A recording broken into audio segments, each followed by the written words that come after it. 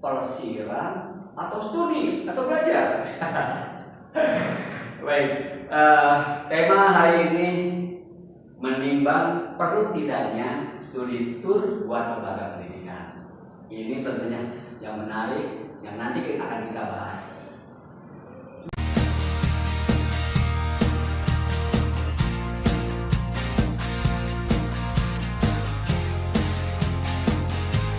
Assalamualaikum warahmatullahi wabarakatuh. Waalaikumsalam.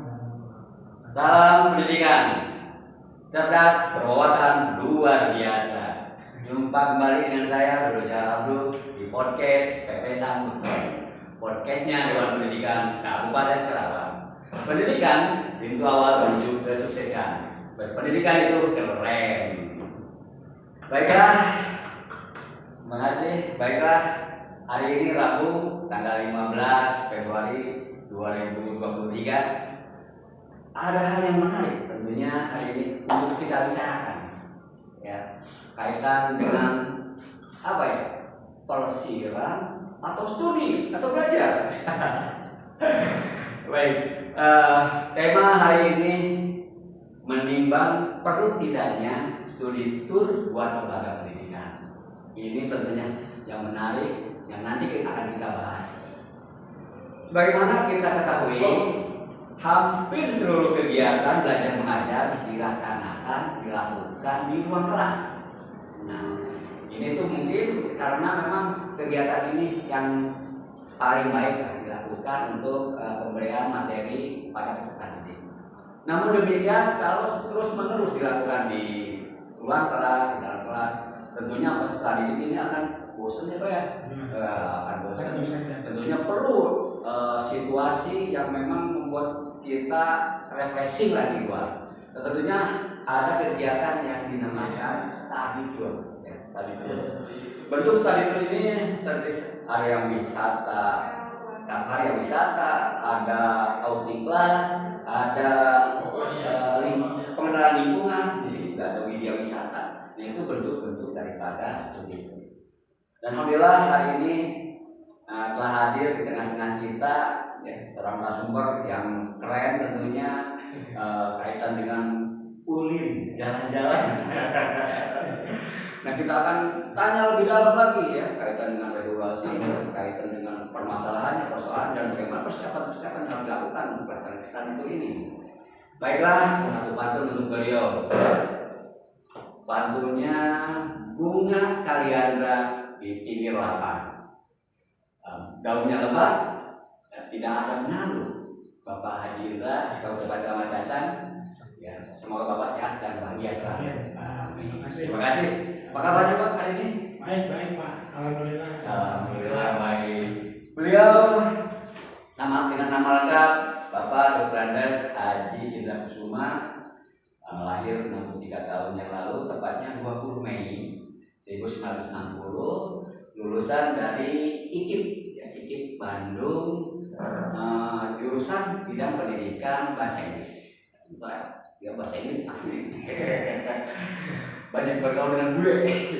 Baik, beliau menjabat ya atau di bidang berkarir di guru ya selama 15 tahun. Ini tentu guru yang membidangi bahasa Inggris. Menjadi kepala sekolah selama 8 tahun dan menjadi pengawas SMR ya. Nah, selama 14 tahun, dan di tengah-tengah kegiatan itu beliau juga menjabat sebagai asesor pendidikan. Ya, asesor. Nah, asesor pendidikan. Salah satu pengawas, dan saat ini beliau duduk di bidang kegiatan Dewan Pendidikan, sebagai anggota Dewan Pendidikan Kabupaten Karawang. Dan juga di samping itu sebagai pensiunan ASN, beliau juga wirausaha ya. Insyaallah. Wirausaha di bidang travel atau yang bidang apa nih untuk wisata ya, wisata, perjalanan wisata. Oke. Baik, hari ini kita tentunya kaitan dengan studi tour. Ada persoalan-persoalan sebenarnya Pak ya mengenai studi tour kaitan dengan ini, ada yang mendukung kegiatan studi tour ini. Ada yang mendukung untuk dilakukan, ada yang mendukung untuk tidak dilaksanakan. Nah itu. Tadi pagi saya ada update di Kompas TV. Itu ada kegiatan ada kecelakaan siswa yang melaksanakan kegiatan outing class. Ya, mungkin outing classnya memang jauh dari itu di Pasuruan hari pagi. Nah ini tentunya menjadi ini. Nah kaitan dengan ini barangkali khusus Kabupaten Karawang ada regulasinya nggak kaitan dengan studi ini? Mau diceritakan? Terima kasih Pak Dodo selaku host. Jadi begini ya, masalah regulasi, sepengetahuan saya itu di Kabupaten Karawang itu dulu sejak bupatinya Pak Dadang gitu ya, Pak Dasim itu beliau pernah mengeluarkan yang namanya peraturan tentang study tour. Pertama itu masalah pelarangannya. Jadi pernah dilarang untuk melaksanakan study tour. Nah, kemudian ketika sampai hari ini, sepengetahuan saya itu peraturan itu belum dirubah. Apalagi ketika nyambung dengan kepemimpinan Bu Selika, beliau tidak pernah mengeluarkan aturan, termasuk juga kepala dinas, baik itu yang lama maupun yang baru, tidak pernah mengeluarkan edaran sepengetahuan saya. Nah, jadi untuk di Kabupaten Karawang sampai saat ini sebetulnya itu masih berlaku itu pelarangan. Masih berlaku pelarangan. Tapi kalau dikaitkan dengan kurikulum itu ceritanya lain lagi. Ya. Nah begini ya, kita kan sudah tahu bahwa di dalam kurikulum di Indonesia itu sampai sekarang itu sudah hampir 11 kali pergantian kurikulum. Saya masih ingat dulu ketika di SD dari kurikulum 75 kan 75 terus sampai terakhir yang sekarang itu kurikulum Merdeka. Nah, di dalam kurikulum Merdeka itu Kemendikbudristek itu pernah mengeluarkan itu sebuah aturan yaitu kalau tidak salah itu nomor 244 garis miring M garis miring 2022. Nah itu isinya tentang project based learning, Pak. Based learning. Apa itu project based learning itu? Jadi project based learning itu ada suatu program dari pemerintah untuk menciptakan profil pelajar Pancasila. Nah itu Pak, itu kan istilahnya di kurikulum Merdeka. Mohon maaf saya tidak ingin menjelaskan masalah kurikulum Merdeka ya. Tapi ini ada benang merahnya dengan studi kita. Nah, di mana itu di dalam peraturan itu bahwa pelaksanaan kurikulum Merdeka itu Pak ada 3 intinya ya. Yang pertama itu kan ada yang kita sebut sebagai intrakurikuler, itu adalah muatannya pembelajaran ya. Kemudian juga di sebelahnya ada ekstrakurikuler. Nah, di tengahnya itu ada yang kita sebut kokurikuler. Nah, kokurikuler itu apa? Nah, itu di dalam kokurikuler itu pemerintah itu membuat program yang disebut project based learning, Pak. Nah, itu ada sebuah proyek yang harus dilaksanakan itu oleh lembaga sekolah. Nah di dalam project based learning itu banyak temanya Pak yang harus dilaksanakan itu ya oleh sekolah, bukan oleh guru, bukan oleh OSIS, tapi oleh lembaga sekolah. Jadi istilahnya kalau dengan bahasa umumnya project based learning itu jadi membuat diberi tugas semacam project berbasis tugas gitu ya, asesmen. Nah itu kaitannya apa? Kaitannya dengan tema, kembali itu dengan tema. Nah sebelum saya menjelaskan tentang tema ini yang ada kaitannya dengan studi tour, nah kita kembali lagi ke regulasi Pak. Nah setelah kita pada masa 2019 akhir ya sampai 2022 masa pandemi ya. Kita masa pandemi ya. Berarti kan itu jelas kita berlaku PSBB, di mana PSBB itu berlaku untuk semua lapisan masyarakat, semua lembaga ya, tidak terkecuali sekolah. Artinya itu jelas-jelas tidak boleh dilarang piknik kan regulasinya seperti itu. Dengarkan piknik ya, namun dari luar jendela juga kalau bisa tidak boleh itu selama pandemi. Mengeluarkan aturan, misalnya di provinsi Jawa Barat, walaupun itu untuk SMA, SMK, surat edaran dari provinsi itu, yang kalau tidak salah itu edaran kepala dinas provinsi, itu membolehkan, tapi hanya untuk Jawa Barat, ya, betul. Tapi untuk lingkungan Jawa Barat, tidak boleh semuanya untuk keluar dari Jawa Barat. Walaupun kenyataannya kan banyak ya, kalau Jawa Barat itu saya tidak tahu nanti bisa tanya yang lain. Nah kemudian saya lihat lagi di Kota Bekasi. Nah betul. Bekasi juga mengeluarkan aturan Pak, artinya boleh. Nah kemudian untuk Kabupaten Karawang sampai saat ini saya belum tahu.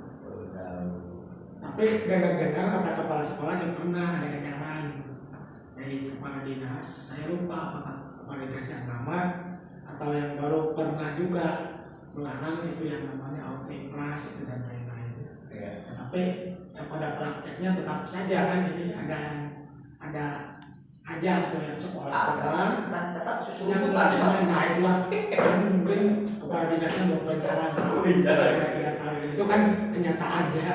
Tapi bagi kita kan itu sepanjang boleh-boleh saja. Saya memahami bahwa studi tour itu atau studi tour atau yang namanya karya usaha itu sebetulnya sama. Itu Pak, menurut saya itu sah-sah saja sepanjang dilaksanakan sesuai dengan aturan. Nah aturannya yang mana? Nah, kembali tadi kepada ada aturan dari kurikulum merdeka itu yang disebut project based learning itu Pak. Di dalam project based learning itu kita itu kalau akan mengadakan melaksanakan studi itu masuk juga di sini. Tapi kita tinggal memilih temanya yang benar. Nah, temanya itu banyak. Misalnya ada kearifan lokal, ya ada teknologi, pengetahuan teknologi, ada demokrasi, ada kebinekaan, ada kewirausahaan, itu kalau tidak salah ada 8. Nah, kita untuk saat ini kita selalu saja satu Pak, itu dengan kearifan lokal. Nah, menurut hemat saya, jadi sekolah-sekolah ini sebetulnya itu harus Pak mengadakan studi tour itu. Karena itu dasarnya kan sudah ada. Itu kita pakai project based learning itu. Tapi kalau bisa ya kita pakai tema yang kearifan lokal itu. Di mana di dalam tema kearifan lokal itu kan itu tujuannya itu untuk menumbuhkan sikap ingin tahu dan mengembangkan inquiry siswa dengan melaksanakan eksplorasi kebudayaan yang ada, kebudayaan dan kearifan lokal budaya yang ada di daerah sekitar beserta perkembangannya. Nah, misalnya di mana ya sebaiknya itu orang-orang Kabupaten Karawang khususnya SMP SD ke bawah itu kalau mengadakan tur studi tour itu atau wisata sebaiknya di wilayah Karawang saja. Banyak misalkan yang bisa dijadikan objeknya, misalnya ada di Batu Jaya itu ada situs Candi Jiwa. Kemudian di Rengas Dengklok kan ada ikon rumah yang bersejarah, ada tugu. Nah sebetulnya itu yang disebut kearifan lokal itu banyak itu. Jadi sekolah lembaga itu bisa mengembangkan. Itu menurut kurikulum merdeka itu diarahkan seperti itu. Kalau mengambil tema kearifan lokal. Nah masalahnya bagi siswa-siswa milenial sekarang kan orang Karawang piknik ke Dengklok rasanya tidak bisa, tidak serasa studi tour gitu, serasa jalan-jalan biasa. Padahal itu di dalam kurikulum merdeka itu jangan sekali pada anjuran sekali itu. Itu saya kira mengenai regulasinya itu kalau disimpulkan itu boleh-boleh saja Pak. Karena itu studi tour manfaatnya itu banyak.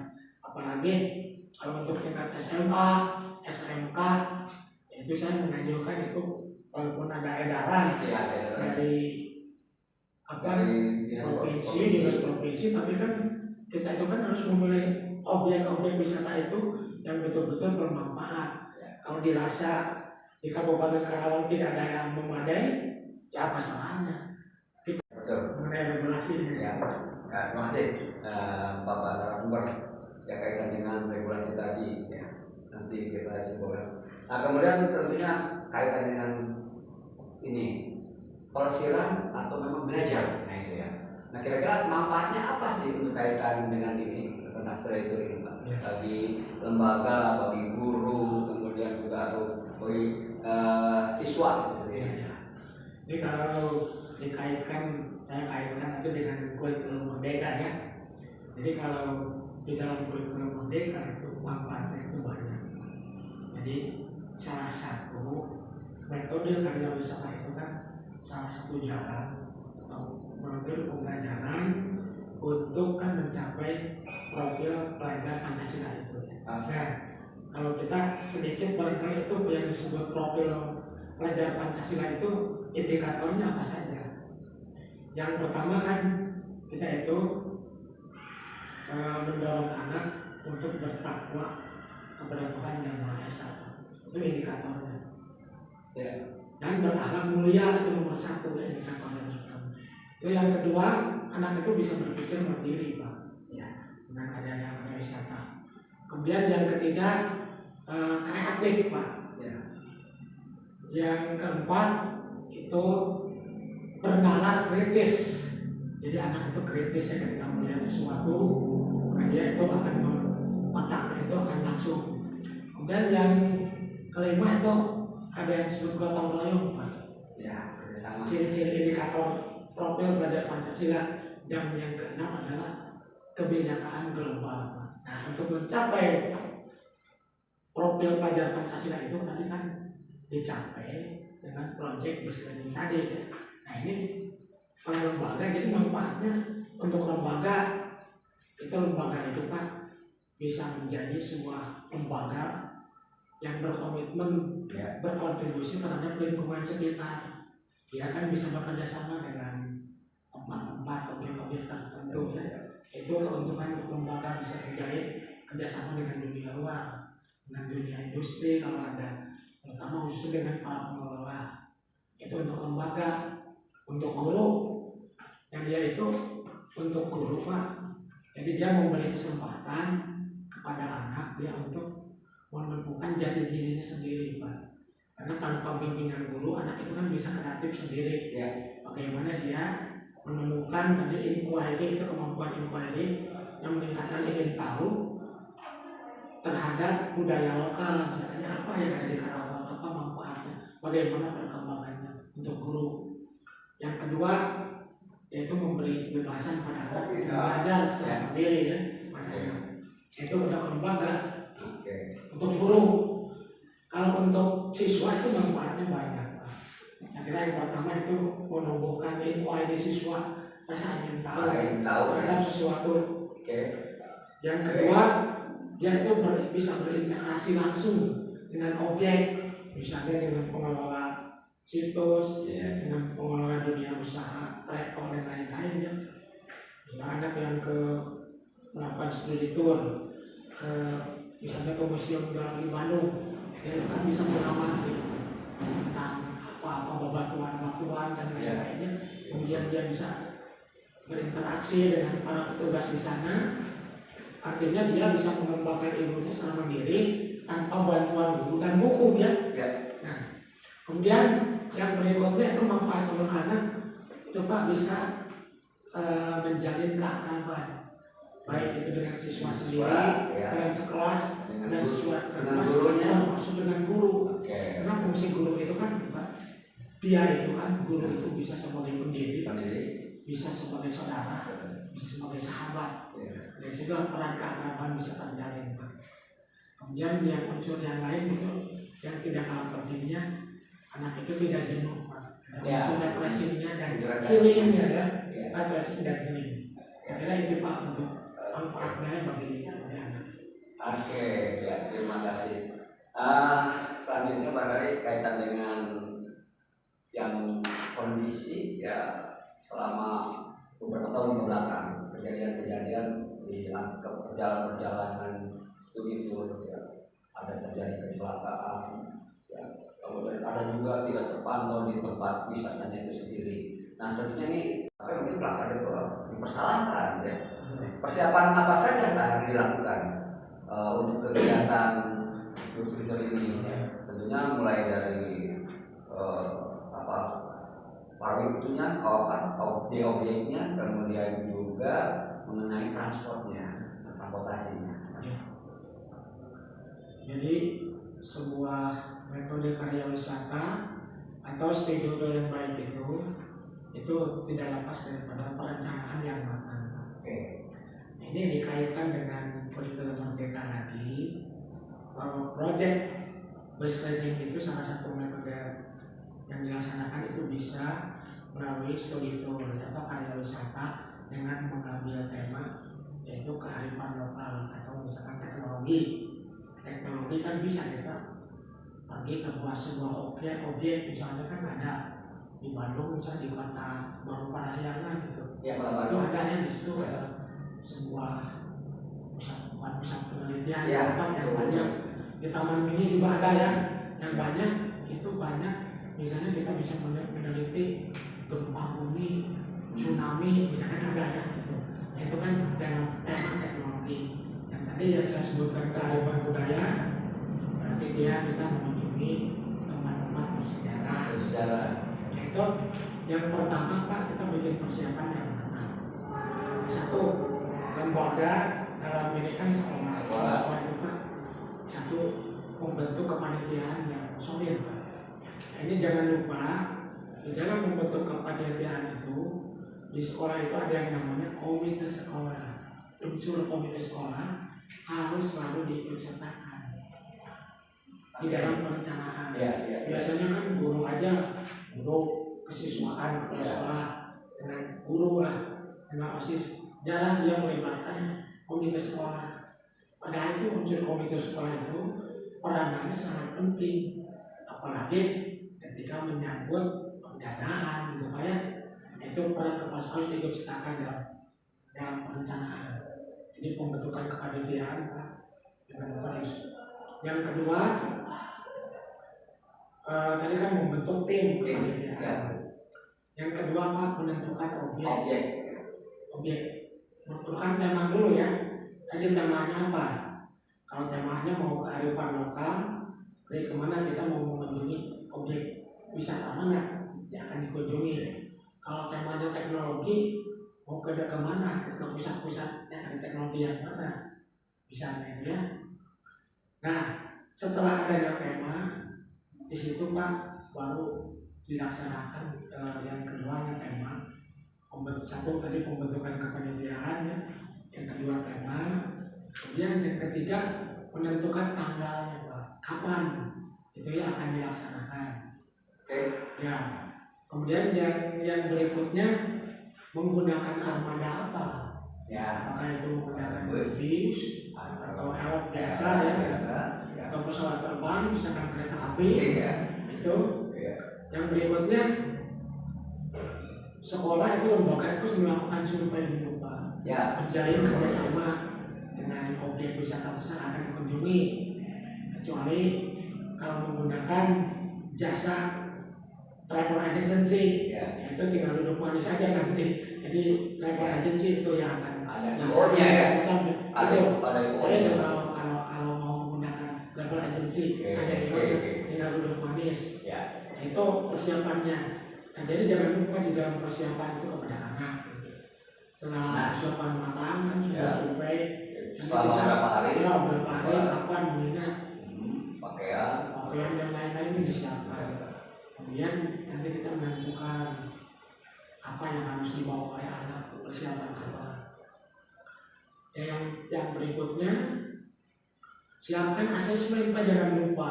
Asesmen itu kan tugas. Nah di sini perbedaan antara study tour dengan piknik biasa. Kalau piknik biasa itu lebih healing dan refreshing ya. Kalau study tour atau karya wisata itu di akhirnya ada muatan, ada asesmennya. Nanti anak diberi tugas. Apa saja guru yang menentukannya. Makanya di situ kan di dalam project based learning itu ditentukan bagaimana asesmennya, bagaimana evaluasinya. Nanti setelah terselesaikan kan itu harus ada evaluasi dari guru. Apakah dengan anak sudah melakukan perpisahan di kelas 3 ya, kemudian dia itu baik perjalanan yaitu memberi feeling atau refleksi. Tidak usah dikaitkan lagi dengan project based learning itu kalau dalam kurikulum merdeka ya. Nah, jadi yang namanya studi tour saya kembali itu kalau di dalam istilah kurikulum merdeka itu bisa dikaitkan dengan kurikulum project based learning itu. Nah, itu bagian daripada kokurikuler, di luar ekstrakurikuler, di luar ekstrakurikuler. Tapi menentukannya temanya jangan salah. Temanya tadi apakah kearifan lokal, apakah teknologi, demokrasi, kewirausahaan, dan lain-lain gitu. Jadi itulah persiapan itu yang harus disiapkan oleh sekolah. Jangan lupa yang terakhir ujung-ujungnya kan pendanaan. Itu melibatkan komite. Nah, di sini kalau sudah melibatkan komite, terus kita selaku di Dewan Pendidikan ada peran tidak ada apa?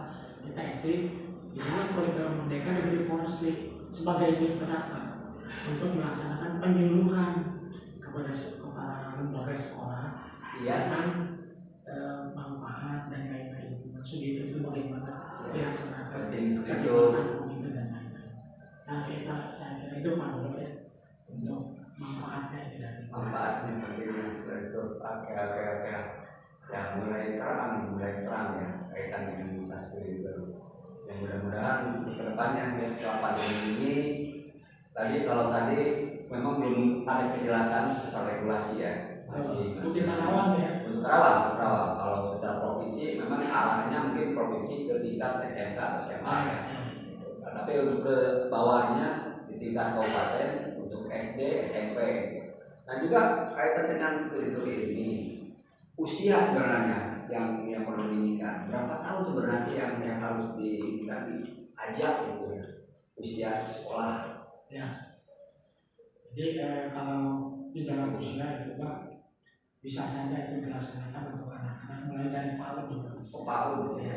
Cuma yang jelas ketika untuk PAUD kan pilih temanya itu yang cocok dengan anak PAUD. Misalkan untuk kearifan lokal, budaya lokal itu sebaiknya itu tema itu sebetulnya untuk tingkat SD itu sampai ke SMA SMK. Untuk tingkat PAUD itu ada yang lebih cocok lagi, nanti ada kemudian nanti di kurikulumnya itu sudah dijelaskan. Jadi nanti belum membaca tentang PAUD ya. Kalau dari SD, SMP, SMK itu bisa dari tema tadi kearifan lokal, demokrasi.